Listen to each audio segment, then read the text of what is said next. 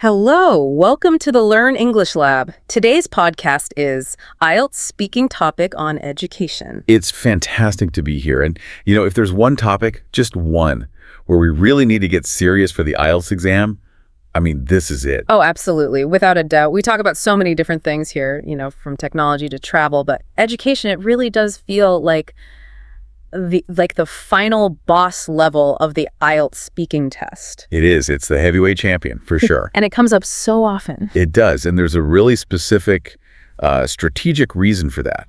It's not just that IELTS is an academic test. It's because the topic itself is completely universal. That makes a lot of sense. You think about it, right? Not everyone's been to, say, France.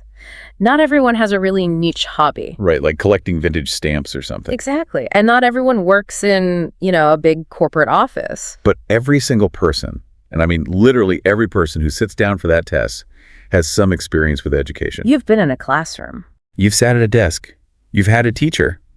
Whether you're, 18 and fresh out of high school, or you're 45 and you've been working as a nurse for 20 years, you've been through it. And you've had teachers you remember, right? Some who are just legends. And, some who maybe shouldn't have been teachers. We've all had one or two of those, I think.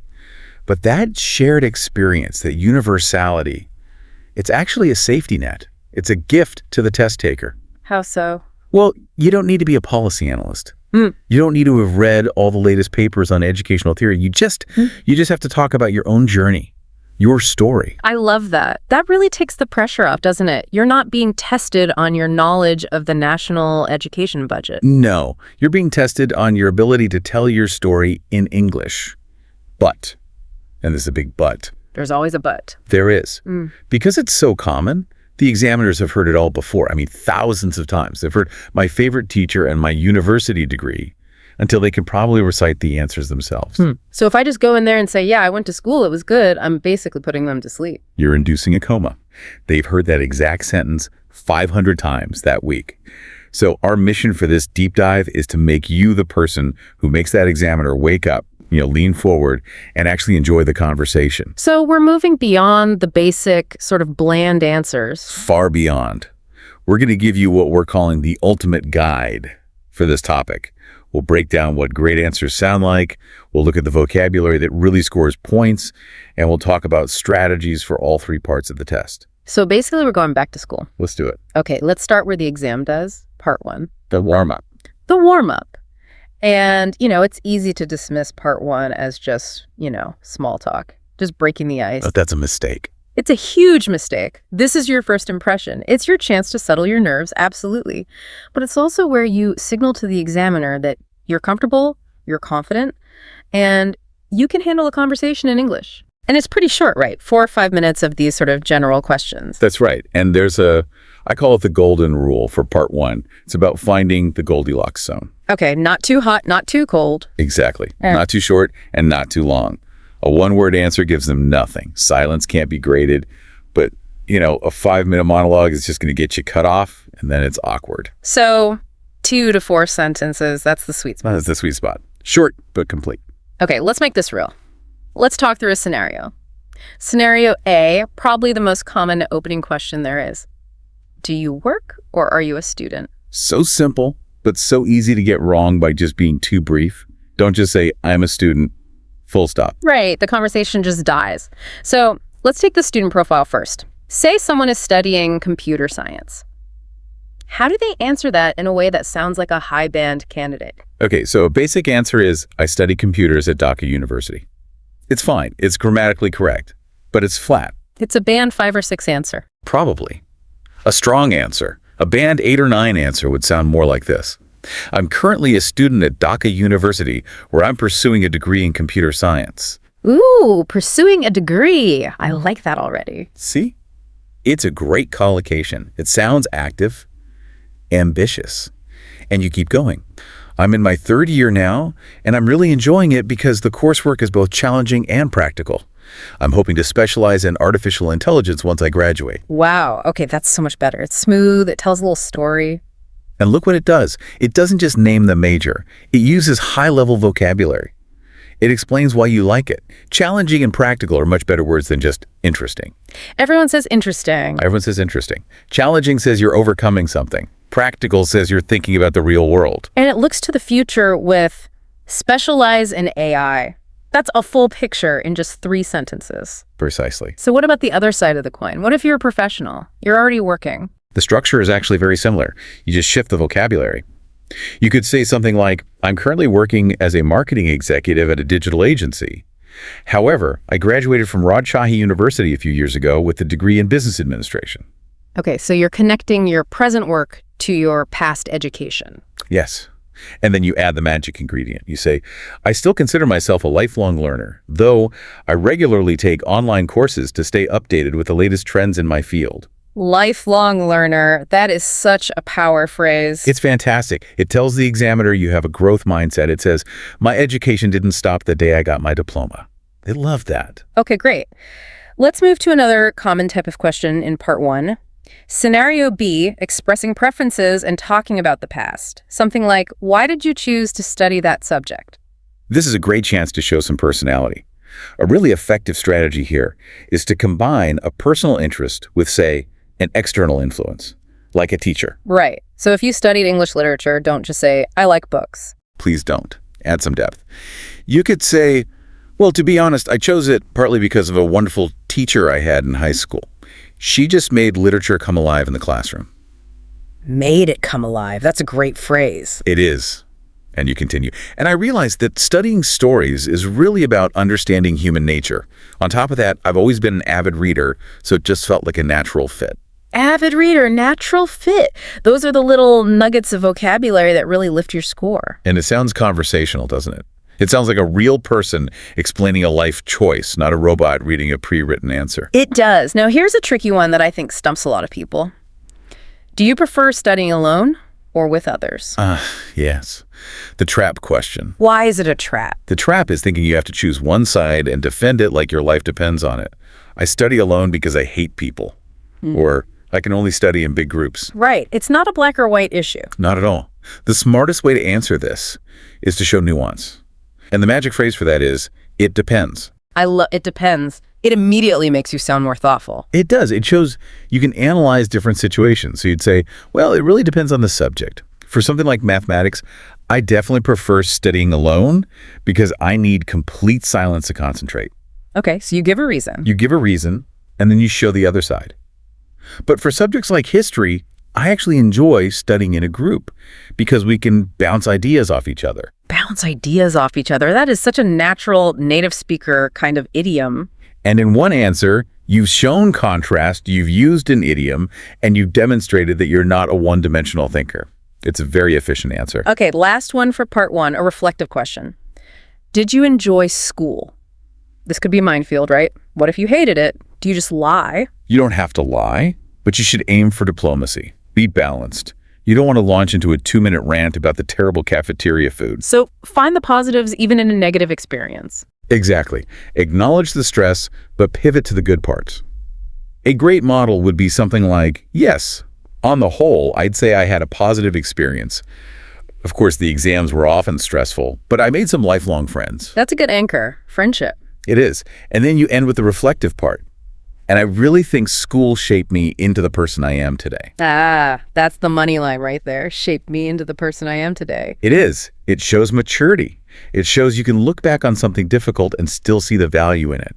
That's a very high-level skill to demonstrate. So to sum up part 1, be conversational, be balanced, use good vocabulary, and stick to that 2 to 4 sentence rule. You're just warming up the engine, but now it's time to get on the highway. Segment 2, part 2. The long turn, or as I like to call it, the monologue. This is the bit that makes people's palms sweat. You get that cue card, you get 1 minute to prepare, and then it's just you talking for up to 2 minutes. That 1 minute of silence while you prep, it feels like an hour.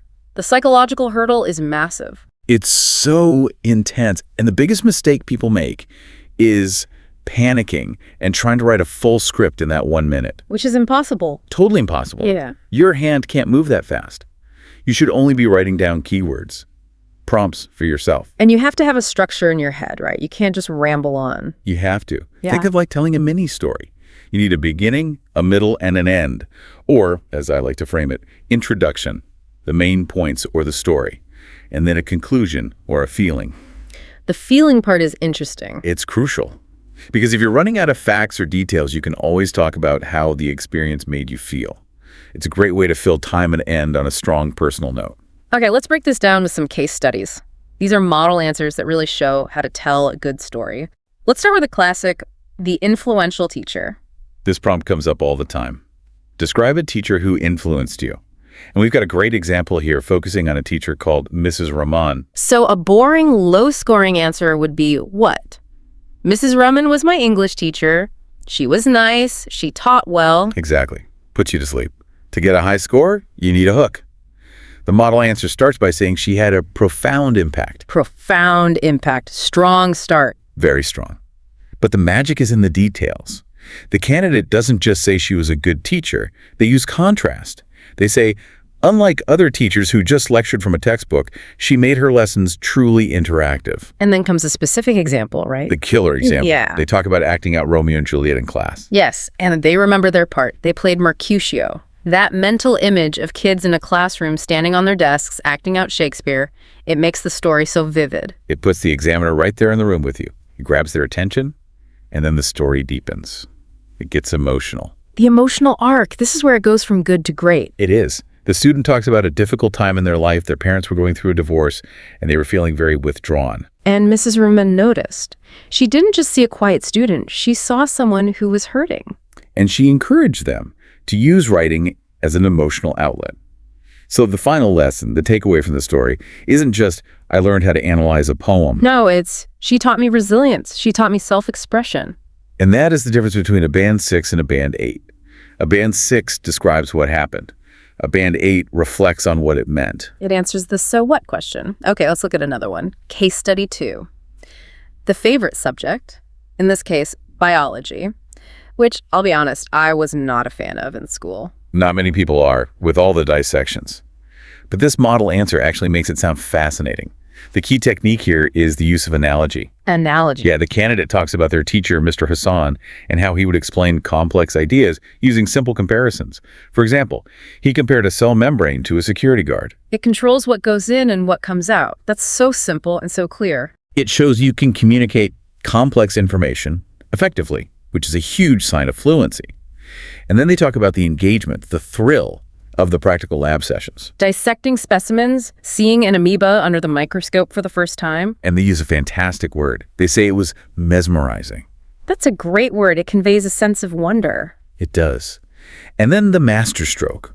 They connect it to the real world. They talk about how their high school biology classes helped them understand the news about COVID-19 and vaccines years later. That is brilliant. It shows the education wasn't just some abstract thing they memorized for a test. It has real modern-day relevance. It answers that, why does this matter? Question perfectly. Okay, case study 3. This one's very contemporary. Learning a new skill, Python coding. This connects back to that lifelong learner idea we talked about for part 1. It does, and the context is really relatable. They learned it during the pandemic lockdown. So turning a difficult time into a productive one, it sets a positive tone right away. And the story follows a classic narrative arc, starting from 0 on Coursera. And then, importantly, they introduce the struggle. You have to have the struggle, right? A story with no conflict is boring. Absolutely. The candidate talks about the frustration of debugging, of trying to find one missing comma in hundreds of lines of code. Oh, we've all been there with some piece of technology wanting to just throw your laptop out the window. Exactly. And sharing that frustration makes the eventual success feel so much more earned. When they finally build their first simple program, a calculator, they describe the feeling as discovering a superpower. Superpower. I love that. What a vivid description. It is. And the lesson is about persistence. It shows you can use technical vocabulary debugging variables, but explain it in a way that anyone can understand. All right, case study 4 takes us in a different direction. Back to childhood. Describing your childhood school. This one is all about atmosphere and feeling. It relies on sensory details and nostalgia to paint a picture. The yellow building, the mango tree in the courtyard, the dusty playground. You can almost see it, can't you? It's not just a list of facts. It's an immersive description. The atmosphere was close-knit. And then there's that one specific magical memory. The science fair volcano erupting. The classic baking soda and vinegar volcano. It's a universal childhood memory. And it works because it anchors the entire description in a single powerful moment.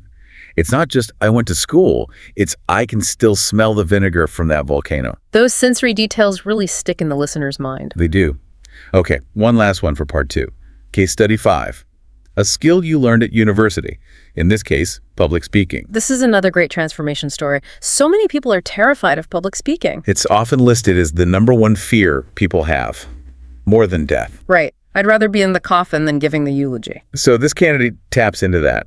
They start by describing being absolutely terrified with shaking hands, but then they detail the process of getting better. It wasn't magic. They talk about the specific techniques they learned. Yes, learning the power of 3 for structuring arguments, learning how to modulate their voice, how to make eye contact. And the payoff wasn't just a good grade in a class. No, the payoff was real world, career benefits, being able to lead meetings with confidence, social confidence.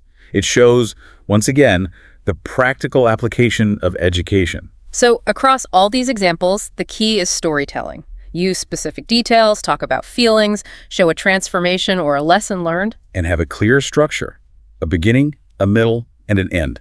Don't just list facts, tell a story. Okay, we've made it through the monologue.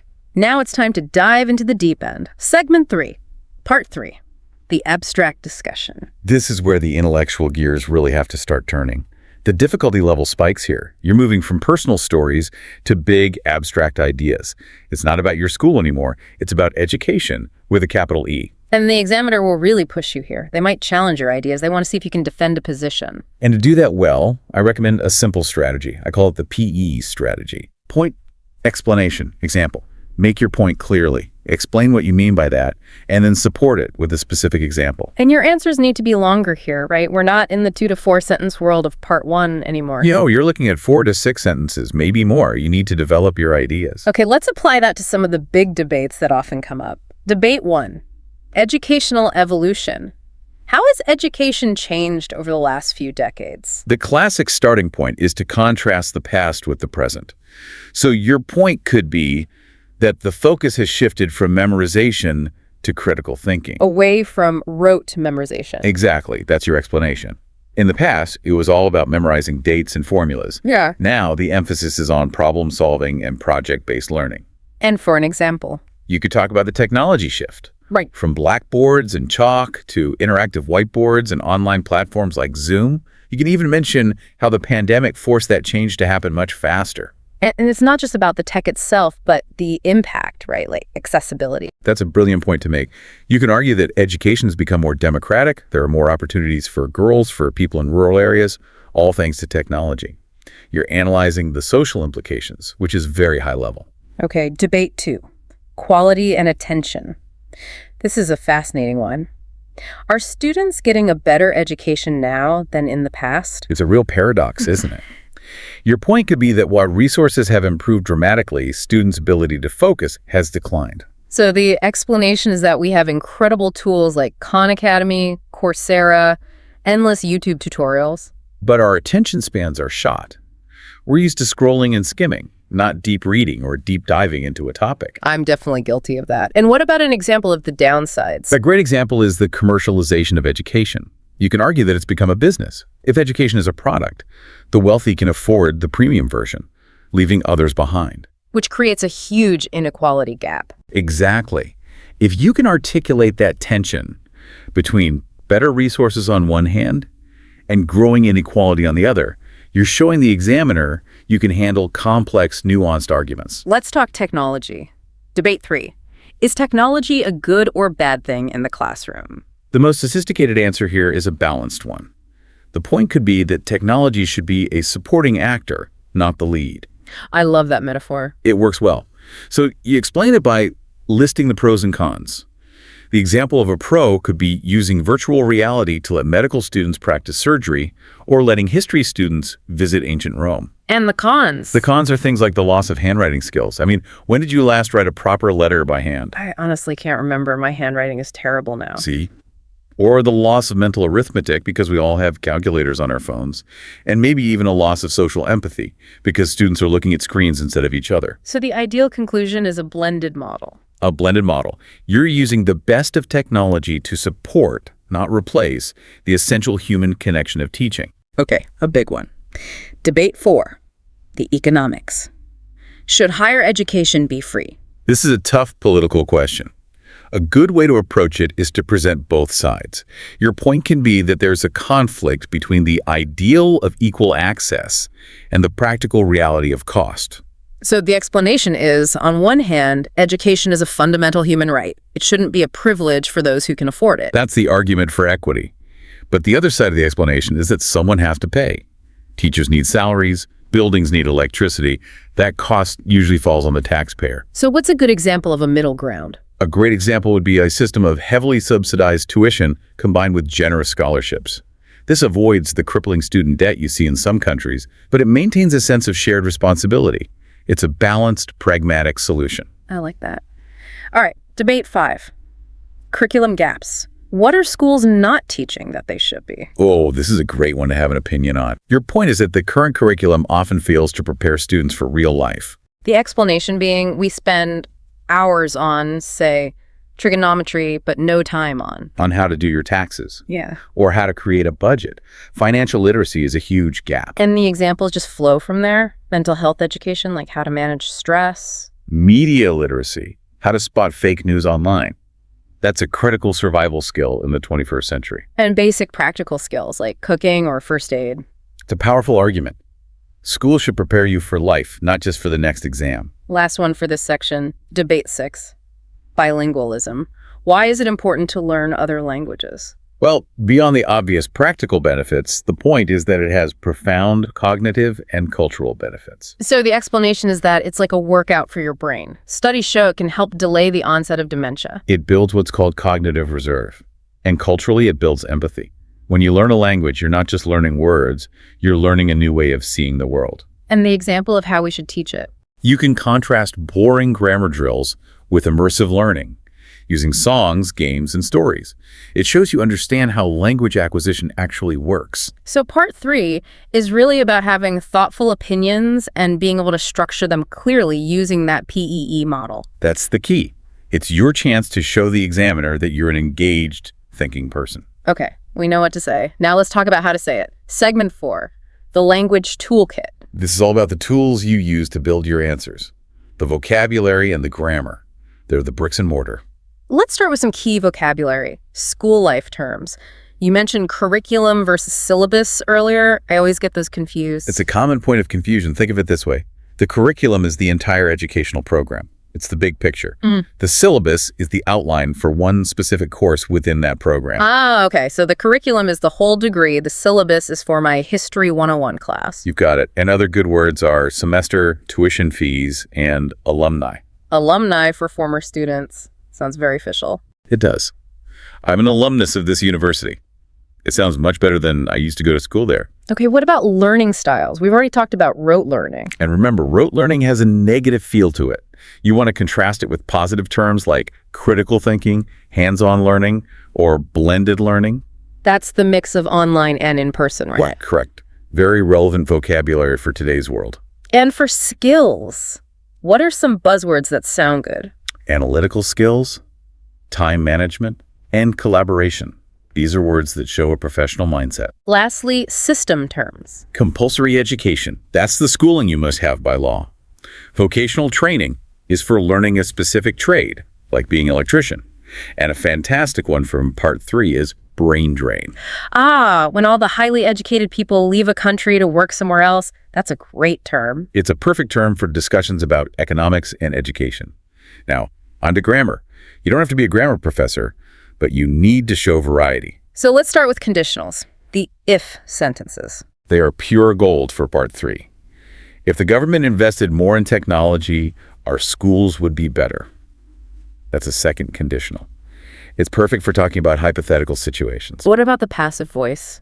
It always sounds a bit complicated. It's actually great for talking about policies because it sounds more formal and objective. Instead of they reformed the curriculum, you say the curriculum was reformed. It shifts the focus from who did it to what was done. Exactly. Then you have relative clauses, which add detail. So instead of my teacher was inspiring, she had a PhD. You combine them. My teacher, who had a PhD, was inspiring. It makes your speech flow much more smoothly. It's more sophisticated. And finally, comparatives. Absolutely essential for all the debates in Part 3. Online learning is more flexible than face-to-face classes. Teachers are far more important than technology. You need them to build your arguments. So it's all about adding layers of complexity to your language. That's it. Simple sentences will get you a Band 5. Using these more complex structures is what pushes you into Band 7, 8, and 9 territory. But with complexity comes the risk of making mistakes. Which brings us to our final segment. Segment 5. Mistakes to avoid and how to practice. Let's start with some common pitfalls. First, word choice. A classic one is study versus learn. Oh, I've heard this. Someone might say, my teacher learned me history. And it just makes an examiner cringe. Please don't say that. Teachers teach. Students learn. You can say, I learned a lot from my teacher, but a teacher can never learn you something. What about study versus read? That's a big one. Yeah. Often a direct translation from other languages. You don't say, I read in class 10. In English, you say, I am in year 10, or I study in year 10. You only read a book or a text. Good to know. What's another common grammar mistake? Education is an uncountable noun. Meaning you can't have educations. You can't. You can have a good education or a lot of education, but never two educations. There's no plural hacks. Okay, what about bad habits, like repetition? This is a killer. If you start every single sentence in Part 3 with I think, the examiner just tunes out. It's so monotonous. So what are some alternatives to mix it up? In my view, from my perspective, it seems to me that, as I see it, I would argue that just having a few of these in your back pocket makes you sound so much more dynamic. And the final mistake to avoid? We've mentioned it, but it is so important, it's worth repeating. Do not give short, underdeveloped answers in Part 3. It's a discussion. You have to expand on your ideas. Okay, so we know what not to do. How do we actually practice and get better? Give us some concrete strategies. Strategy 1, the mirror technique. Talking to yourself in the mirror, it sounds a bit strange. It feels incredibly awkward at first, I won't lie, but it's so powerful. You get to watch your own body language. Are you smiling? Are you making eye contact with your reflection? It helps you get comfortable with the physical act of speaking. Right, I can see that. What's next? Strategy 2, record and review. This one is painful. I hate listening to my own voice. Everyone does, but it's like how athletes watch game tape. You have to do it. Record yourself answering a question, then listen back. Count how many times you say, or like. Notice where your pauses are awkward. It's the only way to diagnose your own weaknesses. That makes sense. Strategy 3. The 2-minute challenge. This is to build your speaking stamina for Part 2. Talk for 2 minutes straight. Pick any topic, your favorite food, your hometown, and just talk for 2 minutes without stopping. If you get stuck and run out of ideas, use the expansion trick. Past, others, future. Explain that. Okay, say you're talking about your school and you run out of things to say about yourself. You can switch to talking about what school was like for your parents in the past, or what school is like for your friend in another country. That's others. Or what you think schools will be like in the future. It's a great way to keep talking fluently. That's a fantastic tip. What's strategy 4? Vocabulary notebooks. But do them the right way. Don't just make a list of words. So what's the right way? For every new word, write down its meaning, and then, this is the crucial part, write a sentence using that word that is personal and true for you. So instead of just writing resilience, the ability to recover quickly, I'd write, my English teacher taught me resilience after I got a bad grade on an essay. Exactly. Your brain remembers stories and personal connections far better than it remembers abstract definitions. Okay, 2 more. Strategy 5. Think in English. This is about changing your internal monologue. Try to narrate your day to yourself in English.